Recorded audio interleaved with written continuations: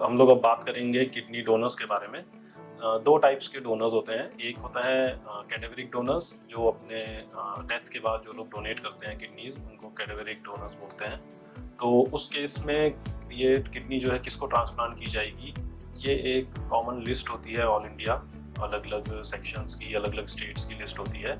उस लिस्ट में एक बार नाम एनरोल हो जाता है पेशेंट का, तो वो लिस्ट वाइज जो फर्स्ट होता है, सेकंड होता है, उस लिस्ट वाइज कैटेगरिक जो किडनीज होती हैं वो अलॉट होती हैं। उसमें थोड़ा सा रोल मैचिंग का भी होता है कि कौन kidney match, blood groups match कर रहे हैं या नहीं, या फिर क्रॉस मैच जो किया जाता है वो मैच हो रहा है या नहीं।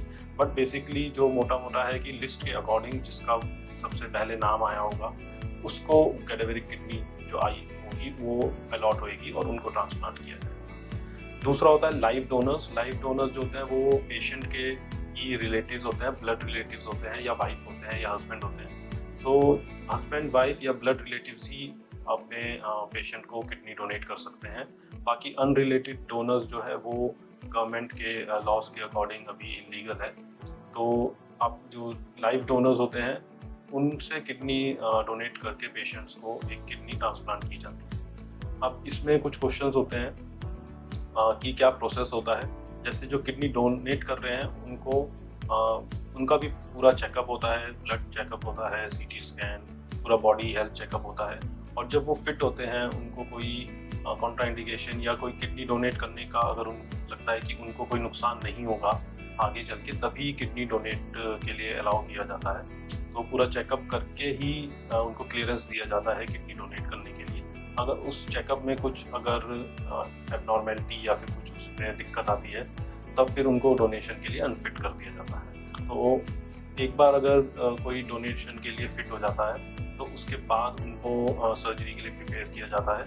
एडमिशन जो होता है यूजुअली एक दिन पहले एडमिट किया जाता है। एडमिशन के टाइम सारे प्रोसेस कंप्लीट करने के बाद जब सर्जरी होती है तो वो जनरली जो होता है लेप्रोस्कोपिक सर्जरी होती है। तो डोनेशन जो होता है वो दूरबीन से या लेप्रोस्कोपी से सर्जरी की जाती है। सर्जरी के बाद यूजुअली 2 या 3 दिन के लिए हॉस्पिटल में डोनर को रखा जाता है ऑब्जर्वेशन के लिए, रिकवरी के लिए, और 2 से 3 दिन बाद उनको डिस्चार्ज किया जाता है। जनरली जो लेप्रोस्कोपिक सर्जरी के बाद स्टिचेस होते हैं वो 2 हफ्ते के बाद निकाले जाते हैं, और इन 2 हफ्तों में कुछ मेडिसिन्स चलती हैं डोनर की, और उससे रिकवरी अच्छी होती है। जनरली 2 हफ्ते के बाद या फिर डिस्चार्ज के बाद भी अपना रूटीन लाइफ कंटिन्यू कर सकते हैं डोनर। अपना नॉर्मल फूड, खाना पीना और नॉर्मल वर्क सब वो कर सकते हैं डिस्चार्ज के बाद। 2 हफ्ते के बाद उनको कंप्लीट वो नॉर्मल लाइफ जैसे पहले थी उसी को कंटिन्यू करने के लिए उनको अलाउ कर दिया जाता है। सो किडनी डोनेशन के बाद कई बार लगता है कि डोनेट कर दिया तो उसके बाद हम लोगों को दवाई लेनी पड़ेगी, या फिर उसके बाद बहुत सारे प्रिकॉशंस रखने पड़ेंगे, या हो सकता है उसके बाद कुछ प्रॉब्लम आएगी। तो ऐसा नहीं है। किडनी डोनेट सबसे पहले तो उन्हीं से अलाउ किया जाता है जो कि फिट होते हैं, हेल्दी होते हैं, उन्हीं को अलाउ किया जाता है किडनी डोनेट करने के लिए। और एक बार उन्होंने किडनी डोनेट करी तो उसके बाद कोई उनको परमानेंट मेडिसिन नहीं लेनी होती है, ना ही उनको कोई ऐसे अपने रूटीन लाइफ में कोई ऐसे चेंजेस करने पड़ते हैं।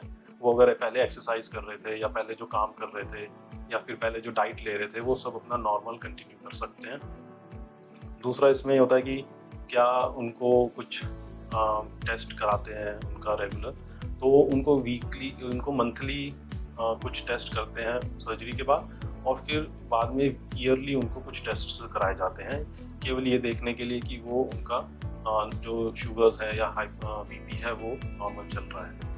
ऐसा और कोई प्रिकॉशन या और कोई रेस्ट्रिक्शंस उनको नहीं होते हैं, केवल ईयरली एक चेकअप कराना होता है। तो डोनेशन के बारे में कुछ ये बातें थी।